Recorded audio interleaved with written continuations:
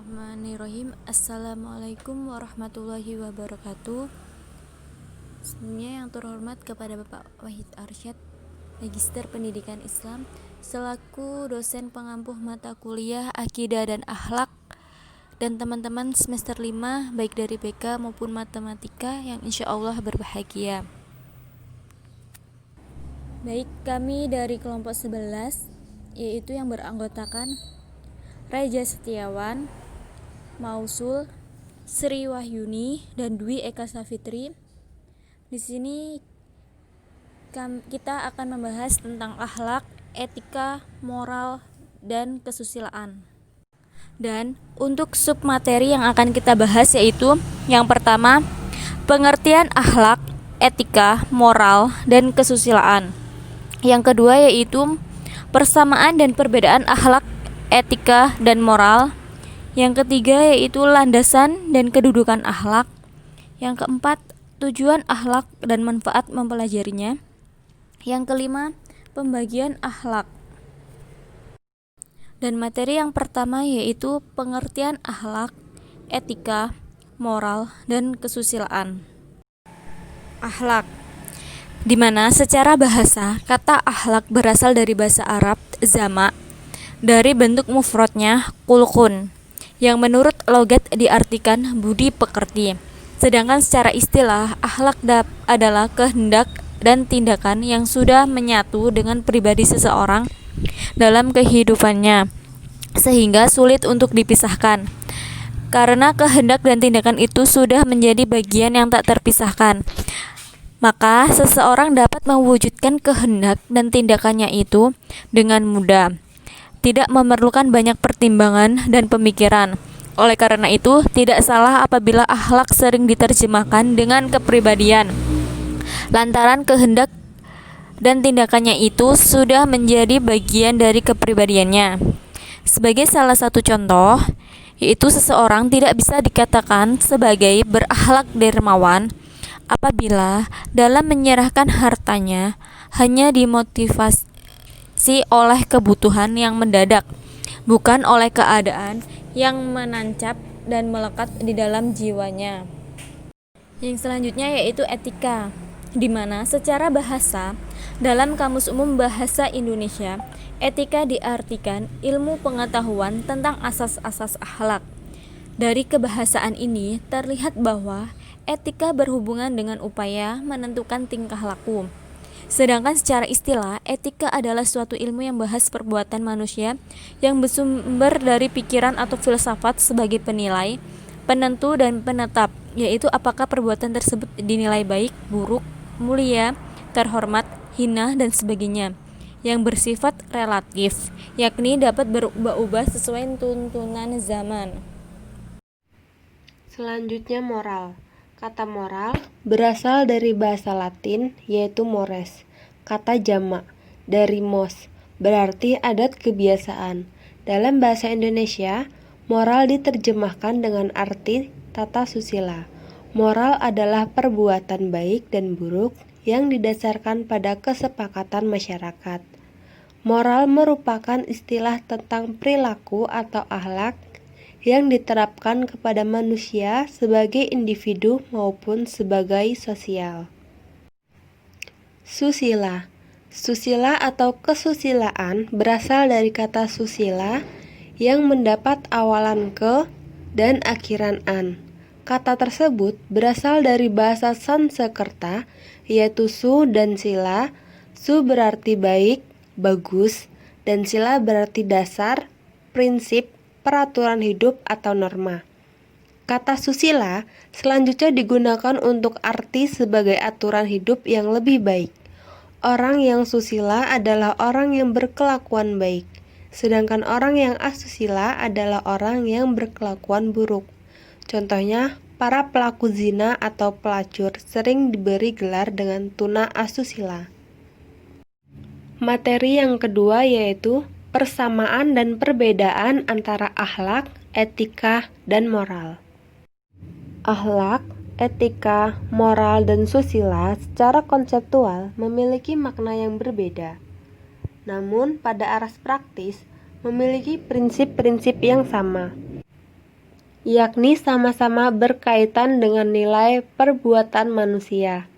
Seseorang yang seringkali berkelakuan baik kita sebut sebagai orang yang berakhlak, beretika, bermoral, dan sekaligus orang yang mengerti susila. Sebaliknya, orang yang perilakunya buruk disebut orang yang tidak berakhlak, tidak bermoral, tidak tahu etika, atau orang yang tidak berasusila.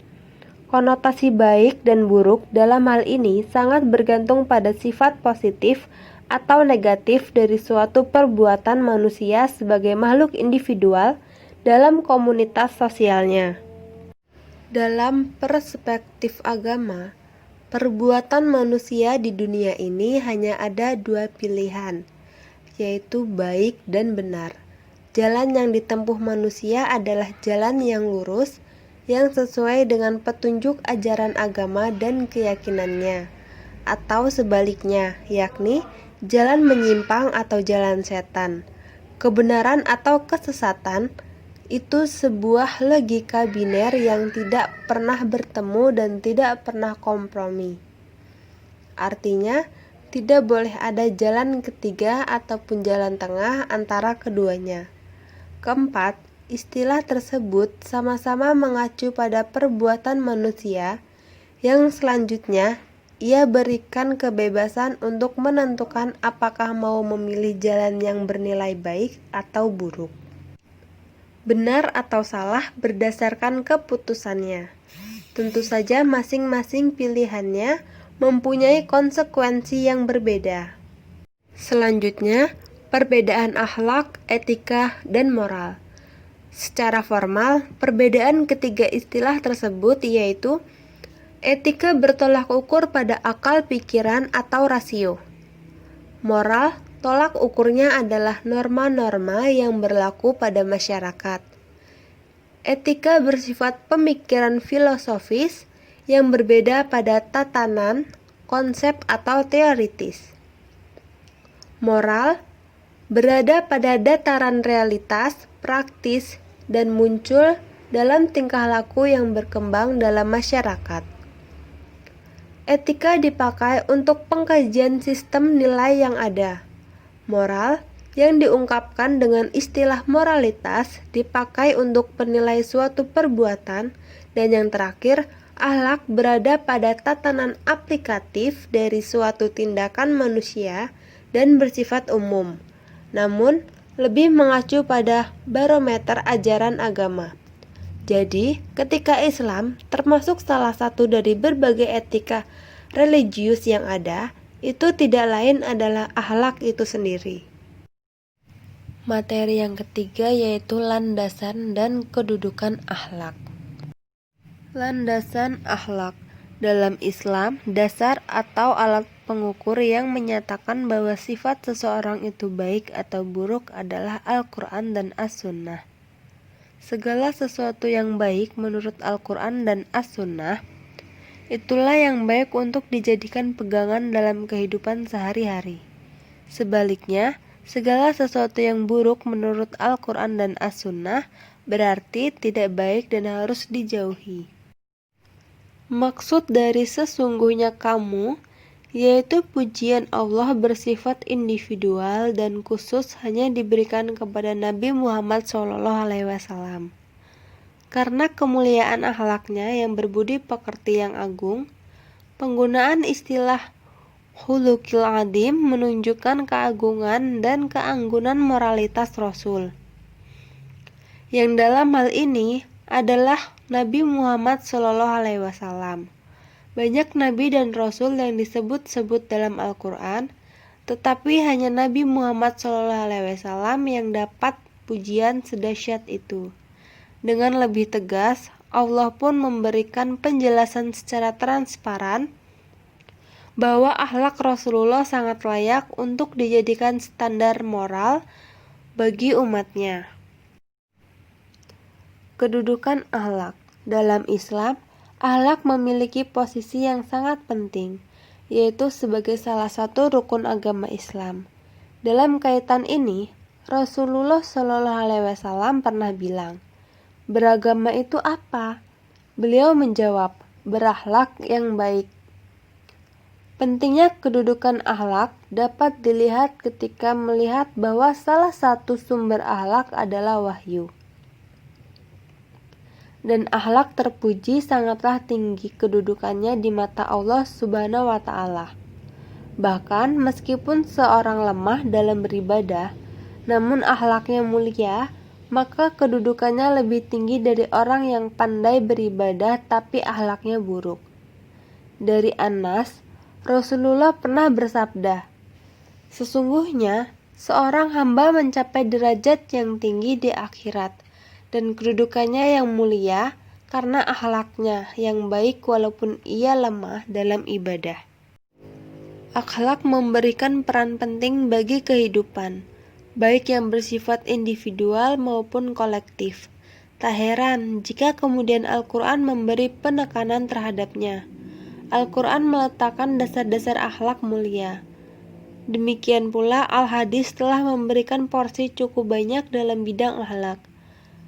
Menurut satu penelitian, dari 60.000 hadis, 20.000 diantaranya berkenaan dengan akidah, sementara sisanya 40.000 berkenaan dengan akhlak dan muamalah. Ini dapat dijadikan sebagai bukti bahwa Al-Hadis, sebagaimana Al-Quran, sangat memperhatikan urusan akhlak. Materi yang keempat, yaitu tujuan akhlak dan manfaat mempelajarinya. Tujuan akhlak. Akhlak bertujuan untuk menjadikan manusia sebagai makhluk yang lebih tinggi dan sempurna, dan membedakannya dari makhluk-makhluk yang lainnya. Menjadi suatu hal yang harus dimiliki oleh manusia agar lebih baik dalam berhubungan baik sesama manusia, apalagi kepada Allah sebagai pencipta. Selanjutnya, manfaat mempelajari akhlak. Mempelajari akhlak yang baik adalah perbuatan yang sangat mulia dan utama. Hal ini dikarenakan akhlak mulia adalah tujuan dari manusia diciptakan itu sendiri untuk menjadi manusia beradab seutuhnya. Pertama, akhlak mahmudah, akhlak terpuji atau akhlak karimah, akhlak yang mulia. Yang termasuk akhlak karimah yaitu mahmudah, di antaranya ridho kepada Allah Subhanahu wa Ta'ala, cinta dan beriman kepada Allah Subhanahu wa Ta'ala, beriman kepada malaikat, kitab, rasul, hari akhir, takdir, taat beribadah, selalu menepati janji, melaksanakan amanah, berlaku sopan dalam ucapan dan perbuatan, qanaah, menerima terhadap pemberian Allah Subhanahu wa Ta'ala, tawakal, sabar, syukur, tawadu atau merendah hati, dan segala perbuatan yang baik menurut pandangan Al-Quran dan hadis. Yang kedua, akhlak majmumah, yakni akhlak tercela atau perbuatan yang buruk. Contohnya, syum'ah, melakukan perbuatan atau berkata sesuatu agar didengar oleh orang lain dengan maksud agar namanya dikenal. Ujub, yaitu mengagumi diri sendiri. Takabur, membanggakan diri sendiri karena merasa dirinya jauh lebih hebat dibandingkan orang lain. Tamak, serakah atau rakus terhadap apa yang dimiliki. Materi yang terakhir yaitu pembagian akhlak. Imam Al-Ghazali ketika membicarakan tentang akhlak membaginya dalam dua hubungan. Yang pertama, akhlak seorang hamba ketika berhubungan dengan Tuhannya atau hablun minallah. Akhlak yang pertama ini akan menjadikan seorang manusia berjalan di muka bumi dengan kesadaran sebagai seorang abdi atau hamba Allah Subhanahu wa Ta'ala. Akhlak mulia kepada Allah bermakna meyakini segala sesuatu yang berasal dari diri kita pasti memungkinkan terjadinya kesalahan sehingga kita perlu memohon ampunan. Adapun segala sesuatu yang berasal dari Allah Subhanahu wa Ta'ala patut disyukuri. Jadi, kita harus senantiasa bersyukur, memohon ampunannya, mendekat kepadanya, serta berusaha menelaah dan mengintrospeksi diri. Pembagian akhlak yang kedua yaitu akhlak seorang hamba ketika berhubungan dengan sesama manusia atau hablun minannas. Akhlak mulia kepada makhluk terangkum dalam dua hal, yaitu banyak mengulurkan tangan untuk amal kebajikan serta menahan diri dari perkataan dan perbuatan tercela. Kedua hal ini mudah dilakukan jika memiliki 5 syarat, yaitu ilmu, kemurahan hati, kesabaran, kesehatan jasmani, dan pemahaman yang benar tentang Islam. Dengan ilmu, seseorang dapat mengenal dan mengetahui akhlak mulia dan akhlak tercela. Kesederhanaan adalah sikap kemudahan memberikan sesuatu kepada orang lain, sehingga menjadikan nafsunya bersedia mengikuti kata hati yang baik. Sabar merupakan sifat yang sangat penting jika seorang hamba tidak dapat bersabar atas apa yang menimpa dirinya, ia tidak akan berhasil mencapai derajat luhur. Fisik yang sehat dibutuhkan karena Allah telah menciptakan manusia dengan karakteristik mudah mencerna dan cepat meresap nilai-nilai kebajikan. Memahami Islam dengan baik juga dibutuhkan karena hal itu merupakan dasar untuk melakukan sifat-sifat mulia. Dengan begitu, tindakan yang didasarkan pada akhlak mulia dapat diakui oleh Sang Pencipta. Semakin kuat dan mantap keyakinan seseorang bahwa kelak akan memperoleh pahala yang pasti diterimanya, semakin mudah pula ia melewati latihan berakhlak mulia. Di samping itu, ia semakin mudah menikmati ketentraman hati.